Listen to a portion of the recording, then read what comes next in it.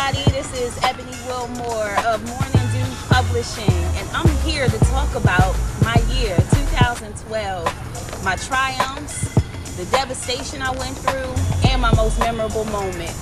2012 has just been incredible. So first, I want to be serious for a moment, and I got to talk about the devastation that I went through this year. My most devastating moment in 2012. It had to be when I got the call that Elder Chris Dolly passed away. And I feel like it was the most devastating because prior to him passing, I needed to talk to him. I needed to talk to him about some things I wanted to do in the community that I knew he could help me with, some things that I wanted to utilize the William Hicks Center for, that I also knew he would be willing to help with. And I couldn't remember his cell phone number. But once I got the call that he passed away, I automatically remembered that number. And then I also remembered, you know what? I need to keep in touch with the people I say I care about more. For some reason, that really hurt me deep, and I'm thankful to God because it made me realize that I really need to just be in touch more with the people who I say I love. So that's my most devastating moment in 2012. My most triumphant moment,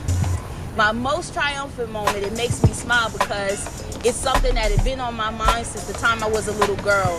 I finally wrote my first children's book. And I was a little uncomfortable with it, and it took me a while to do because I was, out of my comfort zone. I was used to doing spoken word, and I was only about a year off of doing my first spoken word book. So to come from that to now writing a children's book, I was just so excited about it. And then the book is based on my daughter, Doobie-Doo visits the museum. So it was just a blessing to be able to finally do it. And then lastly, my most precious memory, and I'm not gonna cry, I'm at least trying not to cry. My most precious memory of 2012 was not when my daughter, Jaden Wilmore, was crowned Miss Tri-State Cinderella Tiny Tot in May 2012, but when she went on to internationals and she competed with 20 other toddlers and she was awarded Best Disposition.